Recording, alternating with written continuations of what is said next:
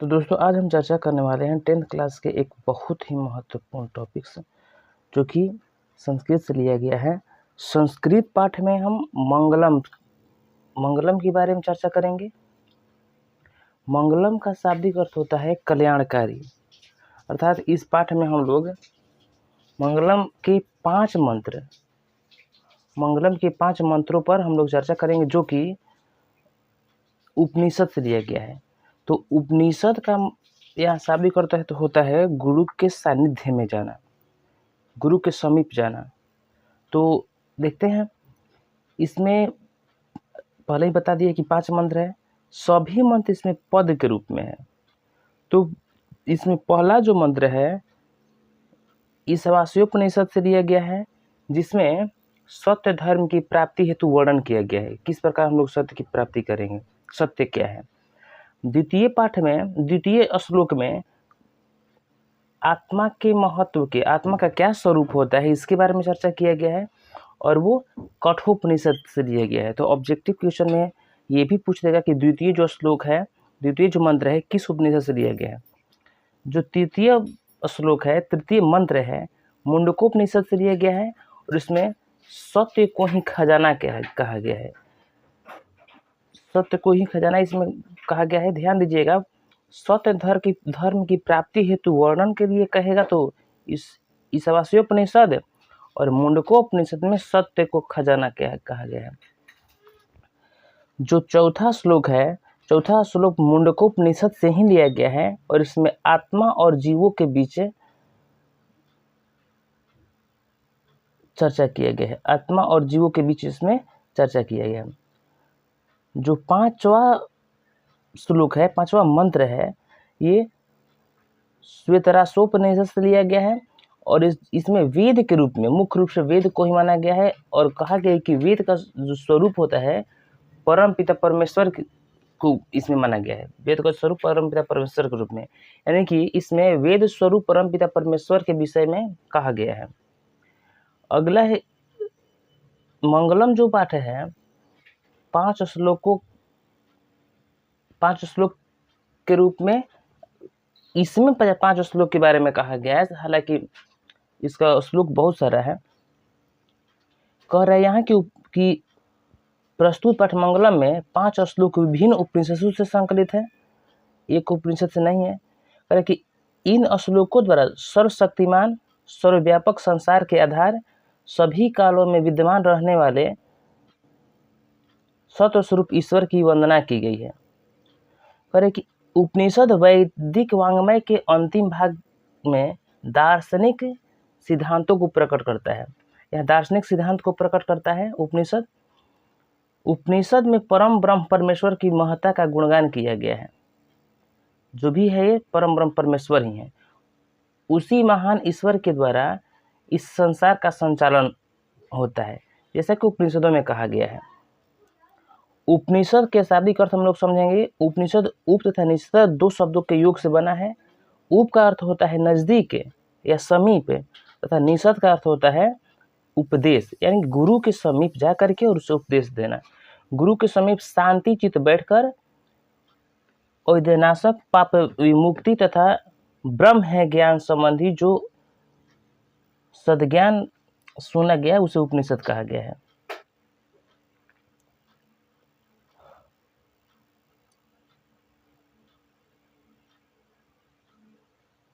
यहाँ तात्पर्य कि उपनिषदों में आदर्श जीवन संबंधी ज्ञान वर्णित है, जिसमें व्यक्ति को निरपेक्ष भाव से कर्म करने, सुख दुख लाभ हानि मान अपमान आदि के समान रहने तथा सत्य धर्म की प्राप्ति करने की सलाह दी गई है। संसार नाश्वर है, जैसा कि उपनिषद में कहा गया संसार नाश्वर है, सिर्फ ईश्वर ही सत्य है। जीव का उद्धार तभी होता है जब व्यक्ति अपने सदाचरण द्वारा नदी की भांति ब्रह्म रूपी समुद्र महासमुद्र में मिलकर एकाएक हो जाता है। तो ये हुआ अब सब्जेक्टिव के रूप में, जिसको हम सार कह सकते हैं। अब हम चर्चा करेंगे इसके ऑब्जेक्टिव क्वेश्चन के। तो मंगलम पाठ के ऑब्जेक्टिव क्वेश्चन क्या है, उस पर हम चर्चा करने जा रहे हैं। पहला इसमें क्वेश्चन है, जैसा कि आप लोग ऊपर वीडियो में देखे होंगे तो आपको पता चलेगा। इसमें पहला आप लोग यदि चाहेंगे तो स्कोर अपने कॉपी में नोट कर सकते हैं कि आपका कितना स्कोर आया, 1-2 करके, और इसमें आप कितना सही किए कितना गलत किए ये कर सकते हैं। मंगलम पाठ कहाँ से संकलित है, ये पहला क्वेश्चन है। तो बताइए आप लोग, जैसे कि हम इससे पहले बताए हैं कि मंगलम पाठ है कहाँ से लिया गया है, तो बताइए मंगलम पाठ है कहाँ से संकलित है। इसका राइट आंसर हो जाएगा, इसका राइट आंसर हो जाएगा उपनिषद से। मंगलम पाठ कहाँ से संकलित है, उपनिषद। देखिए जैसे कि कॉर्नर में लिखा गया है यहाँ कि ये 2018 में आया हुआ क्वेश्चन है। तो ये सभी क्वेश्चन समझ लीजिए कि इम्पोर्टेंट है।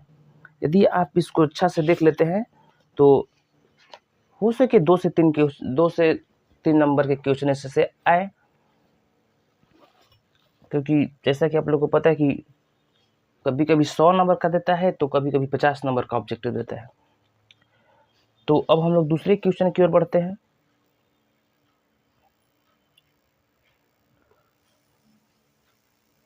दूसरा क्वेश्चन है,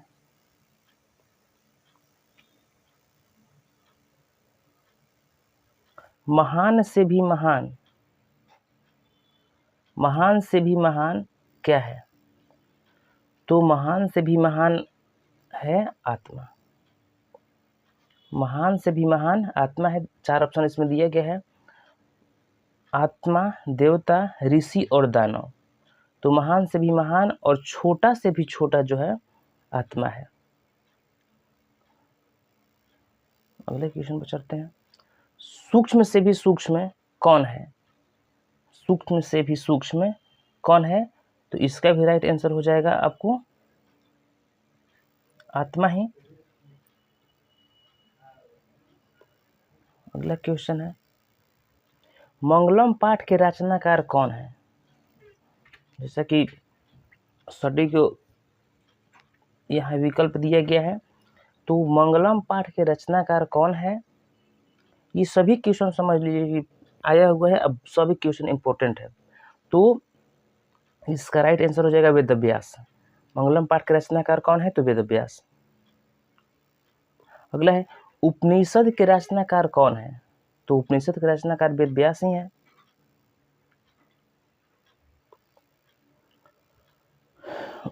उपनिषद किसका अंतिम भाग है, उपनिषद किसका अंतिम भाग है। तो ये हो जाएगा वैदिक साहित्य का। वैदिक साहित्य का, देखिए यहाँ साहित्य भी है, यहाँ पर वैदिक भी आएगा तो उसको भी नहीं, वैदिक साहित्य आएगा तो उसको सही करना है। मंगलम पाठ में किस प्रकार के मंत्र हैं, गद्य के रूप में है कि पद के रूप में है, ये बताना है। तो स्टार्टिंग में पता ही है कि जो मंगलम पाठ है इसमें पद्यात्मक है, जो भी है पद्य के रूप में है। उपनिषद किसका सिद्धांत प्रकट करता है, पुराण का, दर्शन का, ईश्वर का, तो आत्मा का। तो यहाँ उपनिषद जो है आत्मा देखिएगा तो घबरा देख करके सही मत कीजिएगा, ईश्वर को भी देख करके, पुराण को देख करके। इसका राइट आंसर हो जाएगा आपको दर्शन का। तो उपनिषद किसके सिद्धांत को प्रकट करता है, तो दर्शन के सिद्धांत को। आत्मा देख करके घबराइएगा मत। अगला क्वेश्चन है कि किसे वश में नहीं किया जा सकता है, किसे वश में नहीं किया जा सकता है। ऑप्शन 3 ही है यहाँ पर। एक क्या है, किसी वश में नहीं किया जा सकता है। तो आत्मा है, परमात्मा है, विद्या है और सिंह है। तो इसमें हम आत्मा, परमात्मा, विद्या और सिंह, चारों ऑप्शन में किसी वश में नहीं किया जा सकता है। तो इसका राइट आंसर हो जाएगा आत्मा।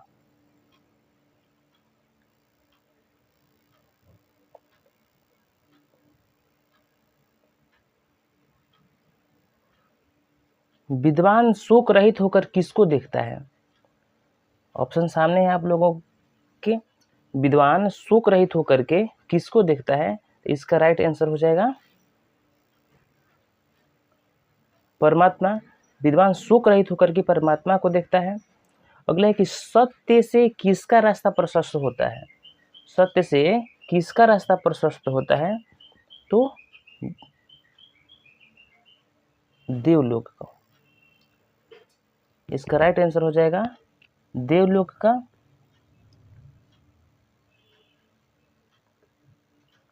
देवलोक का युद्ध का नहीं, युद्ध यहाँ मिस्टेक से हो गया है, देवलोक का। अगला क्वेश्चन है कि यह संपूर्ण संसार किसके द्वारा अनुशासित है? यह संपूर्ण संसार किसके द्वारा संसारित है? तो परमात्मा के द्वारा। आत्मा मत लीजिएगा। किसके द्वारा अनुशासित है कहेगा तो परमात्मा इसका राइट आंसर होगा। अगला है कि वेदा महंतम पुरुषम महांतम विद्येतयामनम, ये जो मंत्र है किस उपनिषद से लिया गया है?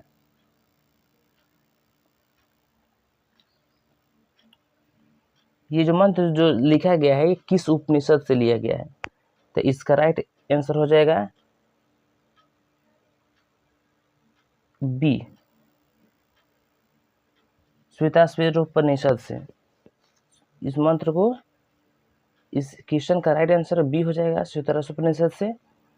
अगला क्वेश्चन है कि अरुणयान महतो महियान मंत्र किस उपनिषद से लिया गया है? तो इसका राइट आंसर हो जाएगा कठोपनिषद। अरुणयान महतो महियान जो है कठोपनिषद से लिया गया है। अगले क्वेश्चन की ओर बढ़ते हैं हम। अगला क्वेश्चन है कि नदियां नाम रूप को छोड़ करके किसमें मिलती है? तो नदियां नाम और रूप को छोड़ करके समुद्र में मिलती है। अगला है कि किसकी विजय नहीं होती है? तो असत्य की विजय नहीं होती है, सत्य की विजय हमेशा होती है, असत्य की विजय नहीं होती है।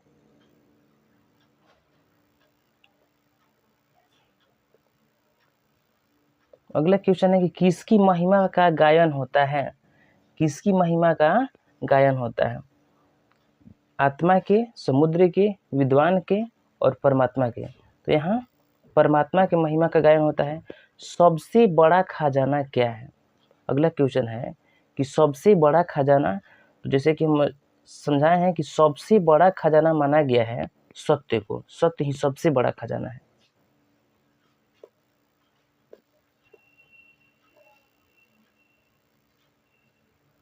अगला क्वेश्चन है कि ईश्वर क्या है? ईश्वर क्या है? तो ईश्वर ही सत्य है। ईशावास्योपनिषद में किसके विषय में कहा गया है? ईशावास्योपनिषद में मुख्य रूप से किसके बारे में कहा गया है? तो सत्य के बारे में कहा गया है।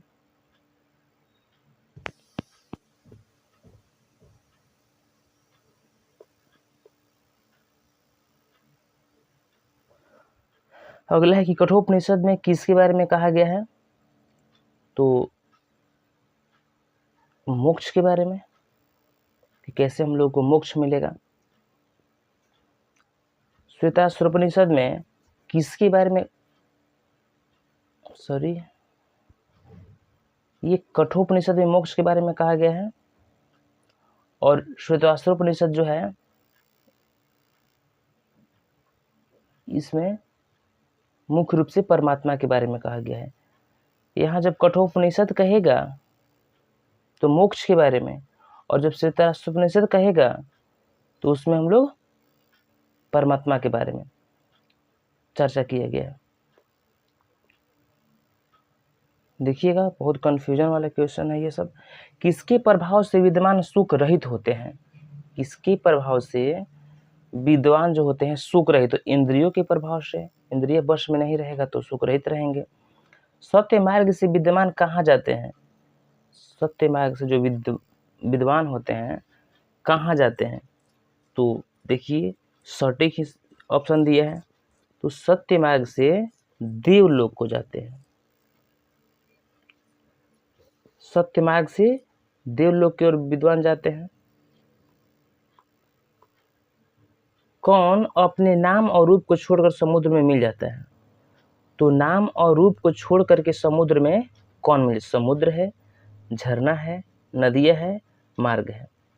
तो अपने नाम और रूप को नदियाँ जो है छोड़ करके और समुद्र में मिल जाती है। कहा गया है इसमें कि नदियाँ नाम और रूप को दोनों को छोड़ करके समुद्र में मिलती है। साधक किसको पार करते हैं? अगला क्वेश्चन है, जो साधक होते हैं किसको पार करते हैं? आवरण को, असत्य को, सत्य को, हिरण्मयन पात्र को। तो इसका राइट आंसर होगा हिरण्मयन पात्र। साधक किसको पार करता है? तो मृत्यु को, अमरता को, सत्य को, जीवन को। तो इसका आंसर हो जाएगा मृत्यु को।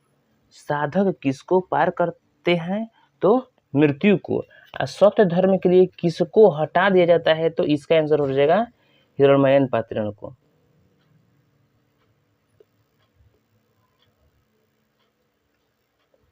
सत्य का मुख किस पात्र से ढका हुआ है? तो इसका राइट आंसर हो जाएगा सोने के पात्र से, स्वर्ण पात्र से। नदियाँ क्या छोड़कर समुद्र में मिल जाती है? तो यहाँ देखिएगा, यहाँ स्पष्ट नाम कह दिया गया है, तो इसका आंसर हो जाएगा नाम। लेकिन जब नाम और रूप दोनों हो जाएगा तो उसका आंसर हो जाएगा नाम और रूप दोनों को छोड़ करके। तो इसमें केवल नाम लिखा गया है, तो इसका राइट आंसर नाम होगा।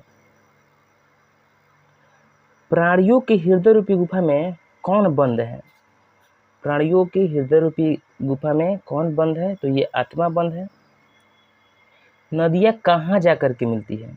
ये आया हुआ क्वेश्चन है, इसलिए बार बार रिपीटेशन हो रहा है। नदियाँ कहाँ जाकर के मिलती है? तो समुद्र में।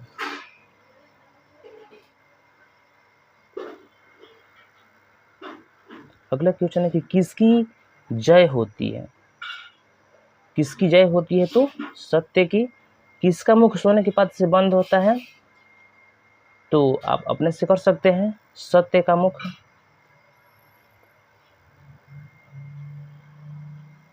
हृदय ब्राह्मण का मुख किससे ढका है? तो स्पष्ट आ रहा है ये क्वेश्चन बार बार, सोने के पात्र से। विद्वान अपना नाम छोड़कर किस में मिल जाता है? विद्वान अपना नाम को छोड़ करके किस में मिल जाता है? तो ये परमात्मा में मिल जाता है। नदी आंसर है, तो नदियाँ ना कर दीजिएगा।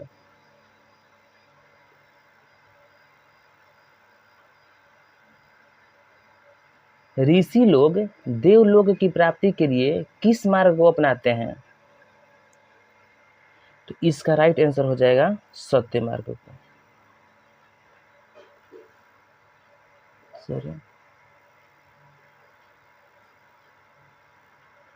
हिरण्मयन पात्रेण खालिस्तान दिया है, सत्य धर्माय दृष्टि किस उपनिषद का मंत्र है? मंत्र के बारे में से मैं बताना है कि किस उपनिषद का मंत्र है। तो ये हो जाएगा आपको ईशावासी उपनिषद से। अगले प्रश्न पर चलते हैं। 38 क्वेश्चन हमारे कि उपनिषद के अंतिम भाग में किसका सिद्धांत है? उपनिषद के अंतिम भाग में दर्शन शास्त्र का सिद्धांत है। अगला क्वेश्चन है कि आदित्य का पर्यायवाची क्या है? आदित्य का पर्यायवाची हो जाएगा आप लोगों को, सूर्य को ही आदित्य कहा जाता है, इसका पर्यायवाची हो जाएगा सूर्य। तो अगला क्वेश्चन है सत्यमेव जयते। सत्यमेव जयते का अर्थ होता है सत्य की विजय होती है। तो सत्यमेव जयते किस उपनिषद से लिया गया है? तो इसका आंसर हो जाएगा मुंडको उपनिषद से। सत्यमेव जयते मुंडको उपनिषद से लिया गया है। अगला क्वेश्चन है कि किसकी गुफा में आत्मा निहित है? तो जीवों के शरीर रूपी गुफा में आत्मा निहित है। अगला क्वेश्चन आपको कि मंगलम पाठ में कितने मंत्र हैं पद के रूप में? तो इसका राइट आंसर हो जाएगा 5। किम जयम न प्राप्नोति, यानी किसकी विजय नहीं होती है? इसका अर्थ क्या होता है? तो इसका राइट आंसर हो जाएगा असत्य। असत्य की कभी भी विजय नहीं होती है।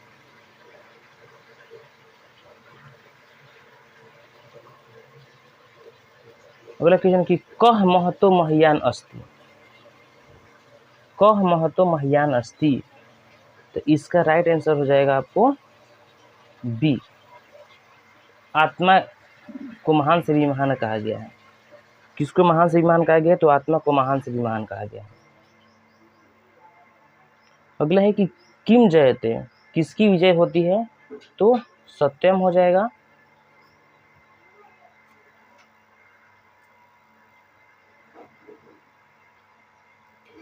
अगला क्वेश्चन है कि स्वर्णमय पात्र से किसका मुंह ढका हुआ है? तो सत्य का। स्वर्णमय पात्र से सत्य का मुंह ढका हुआ है।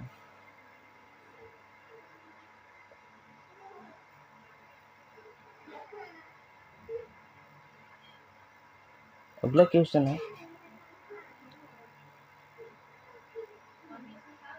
कि अनुरणयान और महतो महियान होता है। खाली स्थान को भरना था, जो कि आया हुआ क्वेश्चन है।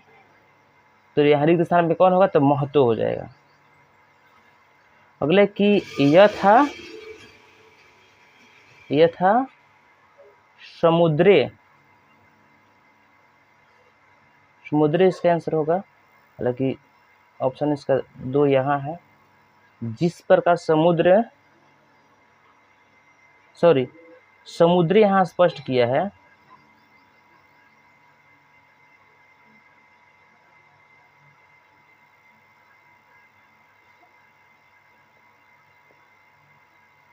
यथा अस्यंदमाना समुद्रे, तो यहाँ समुद्र स्पष्ट कर नहीं दिया है, तो समुद्र आंसर नहीं होगा, नद्या होगा। नद्या। तो इसका आंसर राइट, मतलब कि जिस प्रकार नदियाँ समुद्र में मिलती है। छोटे से भी छोटा और बड़े से भी बड़ा क्या है? तो इसका आंसर हो जाएगा सी। आत्मा छोटा से भी छोटा है और बड़ा से भी बड़ा है।